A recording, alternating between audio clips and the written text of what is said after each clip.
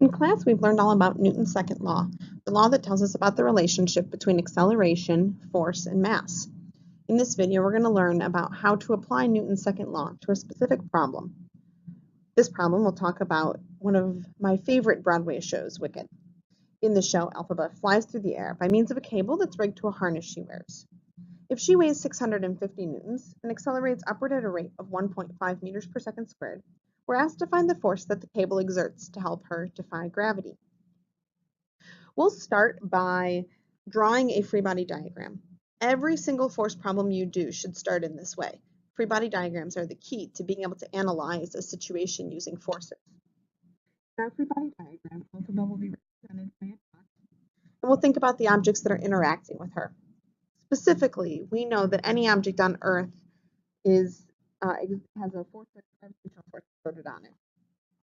We'll label that as Fg, and that's exerted by the Earth on our character Elphaba.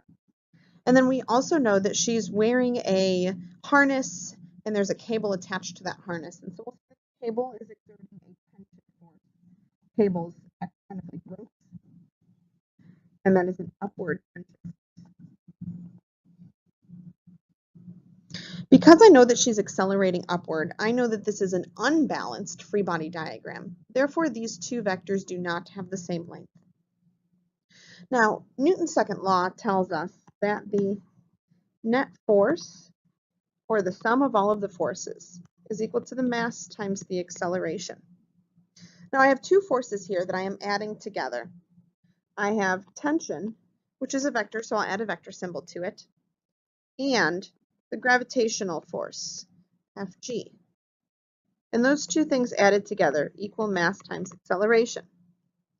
Tension is the thing I'm looking for in this problem. And so the tension force is equal to Elphaba's mass times her acceleration minus the gravitational force acting on Elphaba. Now, we're told her weight, 650 newtons. Weight is analogous to gravitational force. So that's the number that I'll plug in for gravitational force. And we're told her acceleration, 1.5 meters per second squared.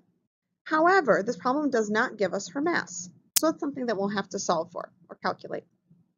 I can do so using an equation that we've learned that says that gravitational force is the gravitational acceleration times an object's mass. Or in other words, mass is equal to the gravitational force divided by gravitational acceleration. Notice that I left the vector symbols off from this equation. That's because I'm going to ignore any negative signs showing direction for this problem. So for gravitational force, I'll plug in 650 newtons. And for gravitational acceleration, I'll plug in a positive 9.8 meters per second squared.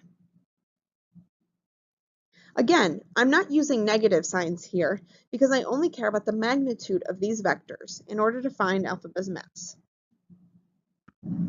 When I plug those numbers into my calculator, I find that she has a mass of 66.3 kilograms. I can then plug numbers into my equation over here to solve for tension. Her mass is 66.3 kilograms. Her acceleration is 1.5 meters per second squared, and it tells me that it's upward, so I know it's a positive 1.5 meters per second squared. And gravitational force has a magnitude of 650 newtons, and it's directed downward. I'm remembered by this vector symbol on top of Fg that I have to pay attention to direction. So I'll plug in a negative 650 newtons here. And after I plug all that into my calculator, I find that tension is equal to 749.5 newtons.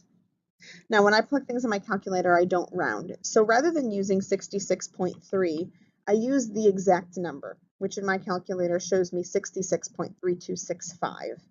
So if you got a number that was slightly different than 749.5 newtons, it is likely a rounding issue to give that to you.